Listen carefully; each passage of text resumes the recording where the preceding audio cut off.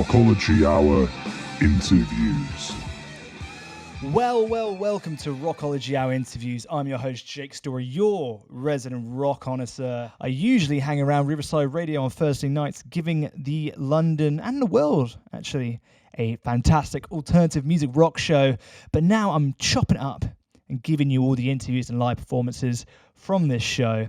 And this week I have a very special guest, one of my favorite artists of all time, legendary folk punk singer-songwriter. Originally started out in a band called Million Dead and then gone on to crazy success as a solo artist.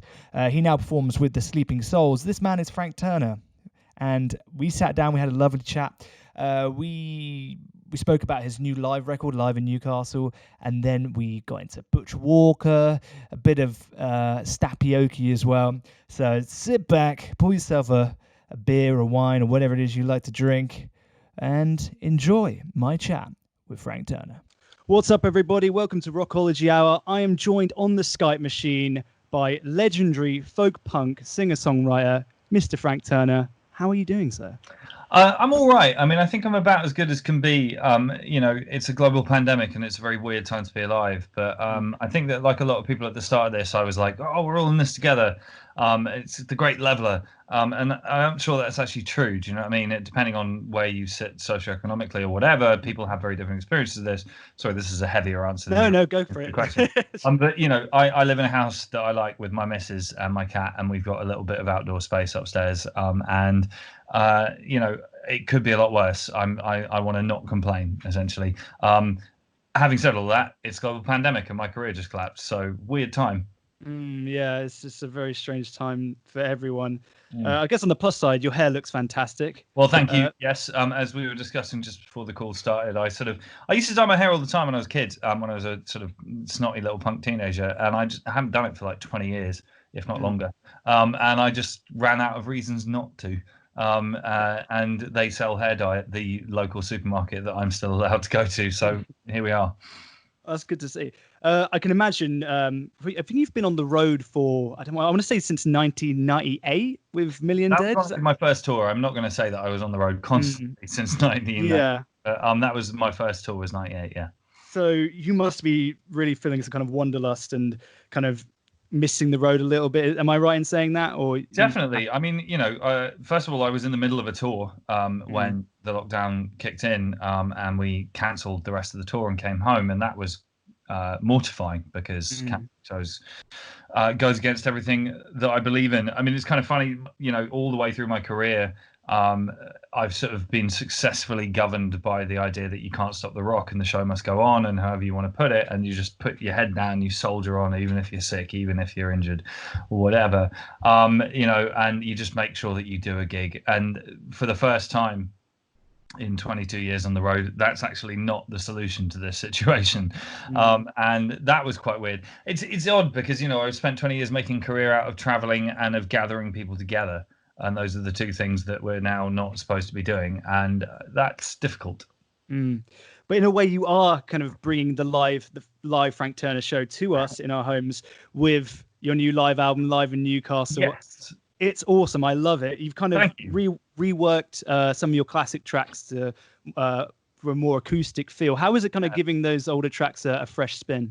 It was really fun. I mean, I think the sort of reasoning behind it, it's an idea I've been toying with for a long time, but like basically whatever my set of ingredients might be as influences for my recorded music, in terms of the live show for a good few years, the Sleeping Souls, my band, and I have been leaning very much on the punk end of the equation for the way that we present things live, and the shows are about hectic energy and frenzy and stage diving and moshing and all the rest of it.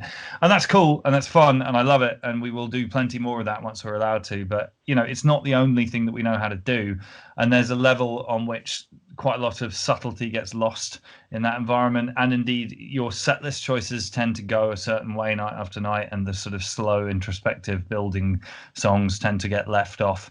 And I just wanted to try one tour where we focused on trying to get the audience to listen rather than dance, and so the idea was to have a seated venue, and we were sitting down on stage. That was very odd at the beginning. Although by the end of the tour, when we went back to normal shows, I was like, I have to stand up now. So, but yeah, it was the whole thing was an experiment to try and do something different, and we toured it for about 3.5 months, and by the end of it, it had reached a place that I was very, very artistically satisfied with. So we recorded some shows and picked the best one. I noticed a lot of really, really nice harmonies between the Sleeping Souls guys you were playing with. Yeah. There was, which I've not kind of noticed on the like before in the kind of the original versions. Sure. Also, another thing I really enjoyed is the more the storytelling aspect, kind of getting to know the songs on a kind of a deeper level. Is that quite cathartic and therapeutic for you to kind of tell the audience more about the song? Yeah, definitely. On some levels. I mean, one of the inspirations for it, and this, I'm going to make what is potentially a controversial statement now, but like, in recent years on Netflix, they've had both the Springsteen special and the Loud and Wainwright special, and I'm a big Springsteen fan, but I really didn't like the Broadway show that he did, because it struck me as kind of scripted and guarded in a way that I found frustrating. Whereas the Loud and Wainwright special on Netflix, if you haven't seen it, is one of the most excoriatingly, brutally, viscerally honest things I've ever seen in my life. And I wanted to bring some of that sense of narrative and of a narrative arc to the show, which again is not something I've really done before. And so that was a big inspiration for it. In terms of kind of, and I didn't sit down and write a script, but it certainly evolved into a certain place over 3.5 months on the road, and certain stories slotted into certain places. I mean, in terms of being rawly honest in public, there's a level on which it's terrifying and uncomfortable and all those things. But there's certainly the experience of it, talking about addiction issues, let's say drug abuse on stage, and having a room full of people kind of applaud in a warm and heartfelt way is a really, really strange experience. And it's difficult to come by, but I would recommend it, just in the sense that it is very cathartic.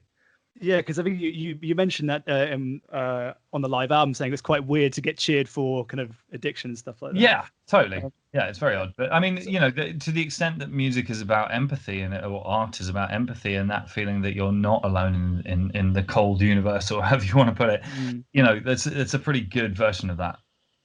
Someone who kind of reminded me of was Butch Walker, because and he produced one of your records, Positive Songs for Nerds. He's a good friend. Yeah, what was it like to work with him? Amazing.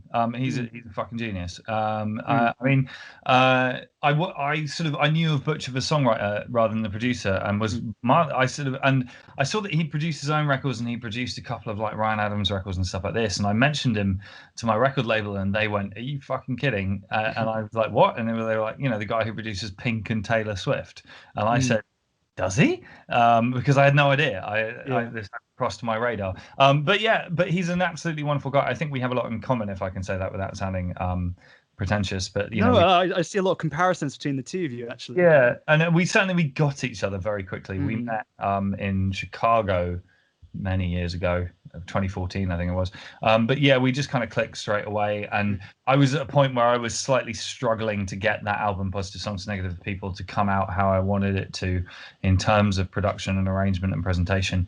And I'm trying to do this without selling on down the river, but I'd had some pretty not very fluid conversations with various producers, and then I kind of sat down with Butch, and then just instantly it was like, yeah, cool, I know exactly what we want to do. And then in the studio, one of my only regrets about it is that we recorded the album very, very quickly, and we didn't spend all that long working together in that instance, which is a shame because he's a fucking genius. Yeah, he is fantastic. I actually remember I went to a gig of his at the Borderline in Soho about 4 or 5 years ago. It must have been just before Positive Songs came out. And I remember distinctly because I accidentally bumped into you, and it was one of the most embarrassing moments of my life. And I've toyed with the idea of telling this story, but at my detriment. But I'm gonna have to do it now. So why not? So it was right after the gig, amazing gig at the Borderline, and I'm coming down the stairs, and you came on. I think you did a cameo of Summer of '60, and not a cameo. You did a duet of Summer of '69 with Butch. Yes, I think Summer of '89. I think. So '89, yes. So '69 would make him very old. Yeah. That's a great song. Yeah, it is. Yeah. And I was coming down the stairs, and then I saw you coming up the stairs, and I was like, oh my fuck. Okay, I may never bump into Frank Turner ever, so I've got to say hi and say I'm a big fan. but I've got about 2 seconds to think of something witty, funny, to be engaging in some kind of way. And you were coming up, and I was like, I don't want to take up too much time, Frank. And you're like, oh, hey. And I froze in that moment. And I was like, I said, you're the background on my phone. And you're like, okay. And walked off. And I was like, why did I say that? Sure it was nice. And the reason was because I think I've been to one of your gigs a few weeks previously. And I had a really cool shot of you playing, but I don't know what that was the first thing that sprung to my mind at that point in time. But I'm glad. Nice. No, you were really cool about it, because I was like, oh, I look forward to new album. And you were like, thanks, I'm going to leave now. And so I was like, I hope one day I have the chance to kind of apologize for being a bit creepy. But have you had any moments like that where you kind of bumped into someone, someone you really look up to, and you kind of make a bit of a tit yourself like I did absolutely. to you? Well, in my travels, I've met a lot of musicians that I look up to and that I listened to when I was a kid and all the rest of it. And for the most part, it's been really cool. And, just even stuff like Milo Walkerman, the singer in The Descendants, who's a fucking god, as far as I'm concerned. Yeah. Like, I've met him 3 or 4 times, and he now knows who I am, kind of thing. Like the first time I met him, it was like, hello, got introduced. Second time, I don't think you remember the first time, but he's definitely like, we were hanging out at the festival last summer, and he was like, that's Frank, right? Yeah, how you doing, man? Wicked. And and I'm sitting there being like, it's Jesus Christ, it's Milo Walkerman, he knows who I am.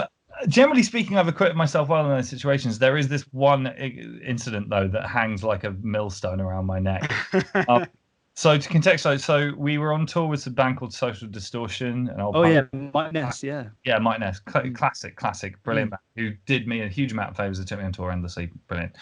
And we were playing in Oakland, California, which is where it's upstate California. It's near San Francisco. And it turns out that Mike Ness and James Hetfield are quite good friends. And James came down to the show, and we were first on of 3. And then after the show, there was a sort of after party. The downstairs of the Fox Theatre in Oakland's pretty nice, plush, sort of big room. And I was in there and looked across the room, and I saw James Hetfield just sort of hanging out, and not like locked in conversation with anyone particularly. And I was like, motherfucker, because I think, not least because, like, whatever one might think about things that Metallica have done since the early 90s, they're still fucking Metallica, and piss off if you're too cool to. You know what I mean? One of my favorite bands. They're the best. Yeah, I mean, they just defined metal for a decade. And, and I learned an awful lot of my early guitar practicing was trying to learn James Hetfield riffs. So I went over thinking to myself that, in the past I've been in these situations and it had gone well, and, at least I would equip myself reasonably well. And like I say, he was being open to people around him coming up to say hi. And I just, for whatever reason, and I wasn't like especially drunk or anything, I just fucked it. I walked over and just kind of went, hi, and then didn't say anything else. And he went, hello. And then it was really awkward. And then I kind of said, we played first. Did you see us play? And he went, oh, I'm really sorry. I just got here to see Social D. I'm sorry I missed your set. And, he was so nice. He was like, did it go well? Did you have a good time? I was like, yeah. And then just didn't have anything to say.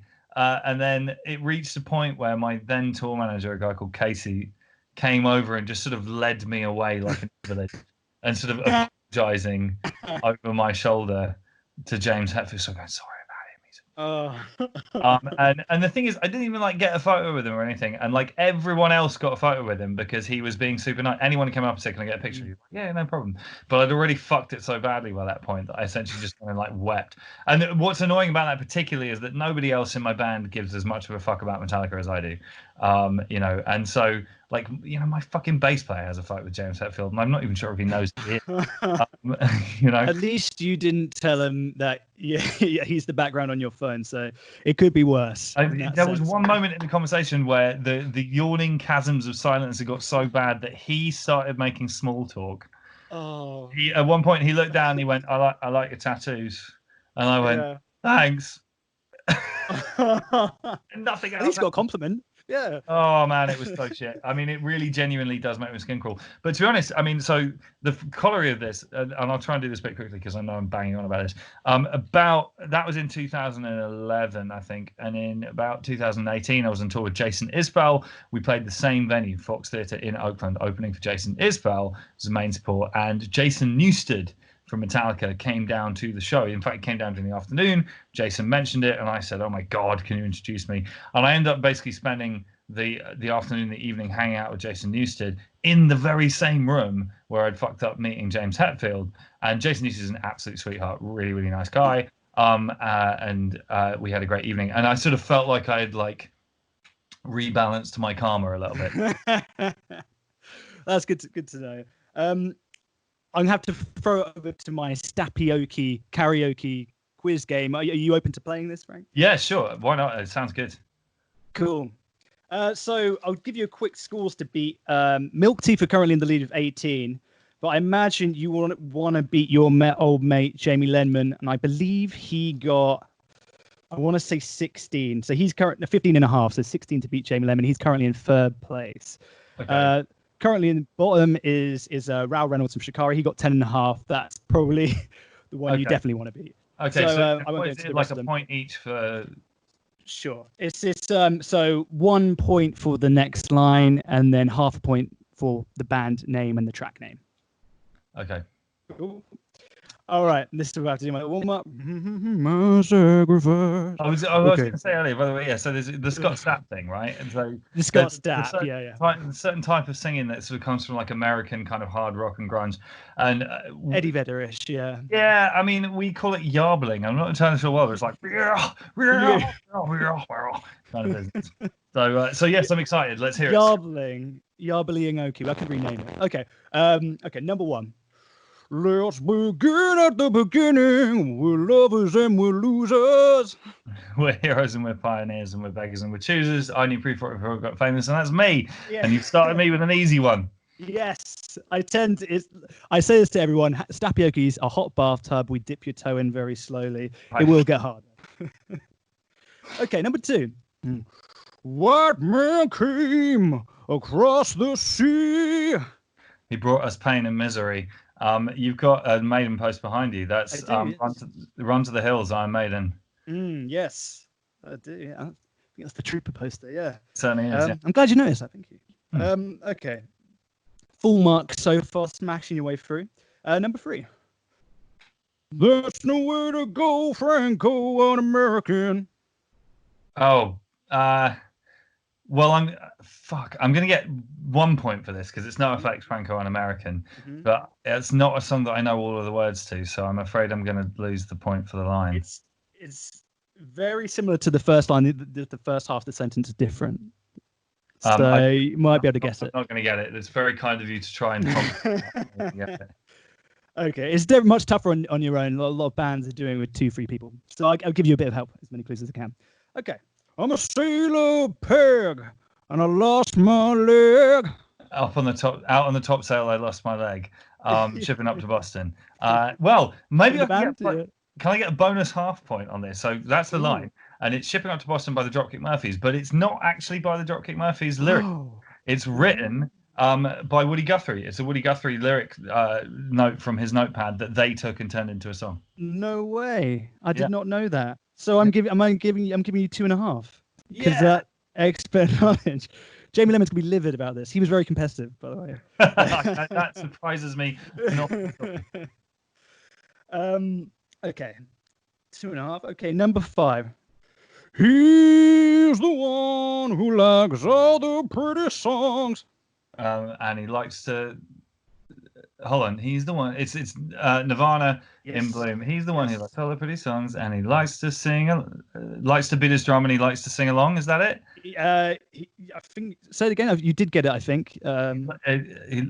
It's definitely he likes to sing along. That's correct. And then there's another little bit. That's the clue. And he likes to shoot his gun. Cool. There we go. See, there's my. But he knows he likes to shoot his gun, but he knows not what it means. Knows not what it means. Did you see the singer from Puddle of Mud picture about to go? I mean, the thing is, that from my very, very amateur knowledge, he is a troubled individual. That guy, like, he's had some fucking ups and downs in his time. I heard he's been kind of back on the straight and narrow the last couple of years. So. Okay. Well, that's nice to hear. That's good to hear. Yeah. He's had some pretty kind of wild and out there moments in his time. Fair enough. Anyway, but good to see him.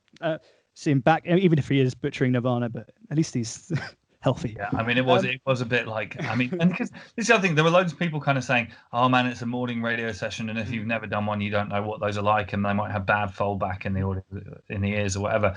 And things, I've done a gazillion morning radio sessions, and I completely take all of that as read. That's still like, fucking hell, somebody should have put a hand up on it. Anyway. Oh, cool. Number 6. You can start a fire. You can start a fire without a spark. This Guns for Hire, We're Just Dancing in the Dark. Bruce Springsteen, Dancing in the Dark. I'm not expecting bonus points for this, but I can tell you that he famously written and recorded all of the rest of the album Born in the USA. And John Landau, his producer manager, said to him, this song's missing a hit. It needs something to spark off the record as a first single. So he went and wrote You Can't Start a Fire Without a Spark, and that's where that song comes from. And allegedly wrote the whole song in about 12 minutes. Fair enough. Okay, number 7. In the midnight, she cried more, more, more. With a rebel yell, she cried more, more, more. Yes. And that's Billy Idol. Yep. Rebel Yell. Correct. Smash. Is that right? Yeah. Okay. There we go. You've got an extremely high score. 2, 4, 5, 7.5. Oh my god! Because you got the extra half. I think you've only dropped half a point so far. That's insane. Right. Okay. So 2 to go. Okay. Right. Okay. So I might get you.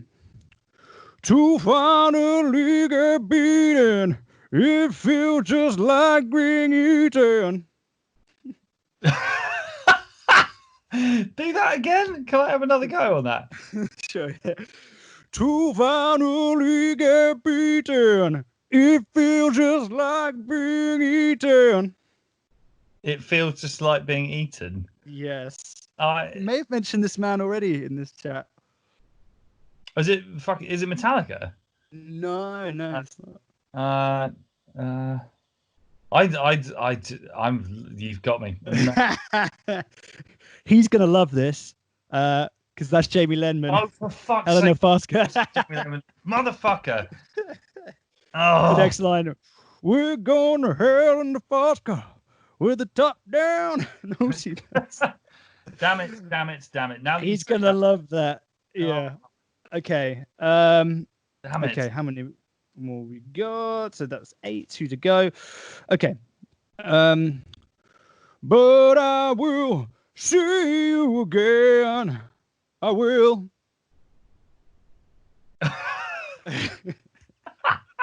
I fully backed out in that high note because I can't. Scott Stapp can't hear that. Canadian singer-songwriter, came from a alternative music band originally. It's probably his breakout track way back mid-noughties, I want to say, maybe late noughties. I mean, Canadian singer-songwriter. Yeah, he was originally, probably most well known for his first kind of hardcore band. You talking about John Cage? No. But he's doing extremely well with his kind of Dallas Green. Yeah, City in Colour. Yes, yeah. Okay, City in Colour. So I've got a half point on that one because I don't know. I can't do more than that, I'm afraid. Fair enough. Very nice man. I'm not super familiar with his recorded work, I'm afraid. So I've fair enough. Found a chink in my armor. What can I say? Yes. Okay. So you get a half on that one. That was Hello, I'm in Delaware. A long time from now. What's the next line? Okay. What is that? Number 10. Did you decide that you were going to start doing Scott Stapp stuff? I wanted my interviews to be more memorable. I'm not forgetting this in a while. It's working. And also any excuse to be Scott Stapp. Okay. Is this the last one? I think we got last one. And we waited for sirens that never come. Could give you some clues. Yeah. He is now similar to Dallas Green. He was originally in a kind of rock and roll, classic rocky band. Brian Fallon? Yes, it is. He's the singer. Oh, is it Horrible Crows? Or is it Gaslight Anthem? Right. Correct. So do it again. So give it to me again. And we waited for the sirens that never come. Oh, for fuck's sake, I should know this. I feel like an arsehole now. I don't know, I'm afraid. I get the half for Gaslight. Yeah, the half. If it helps, one of the albums was titled this. Their second to last record was it the name of the album was this track. Handwritten. Yes. So that's the track.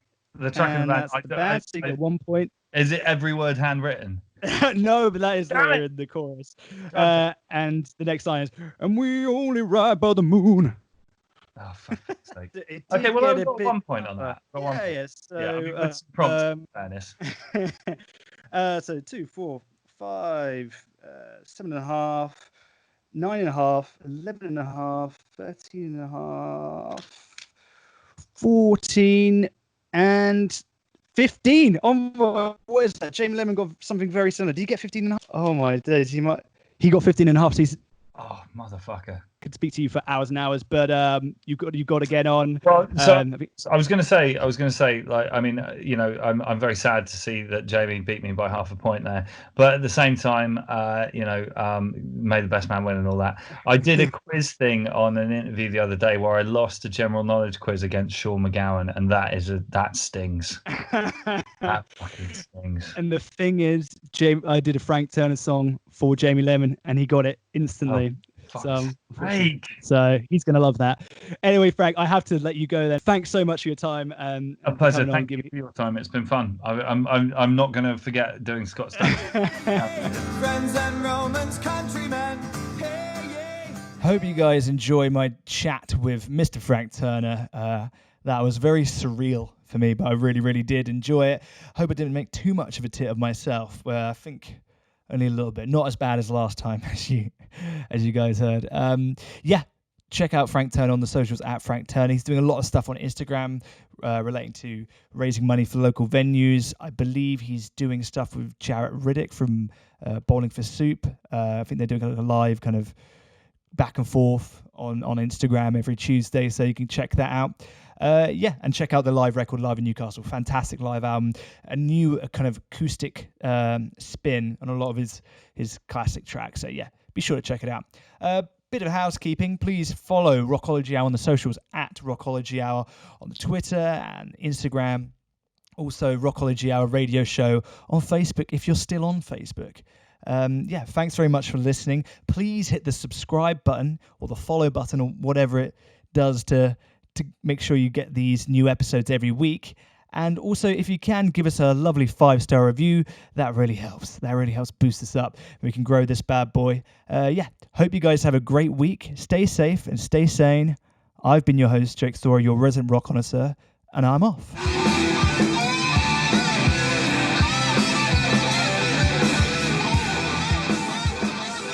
Rockology Hour Interviews.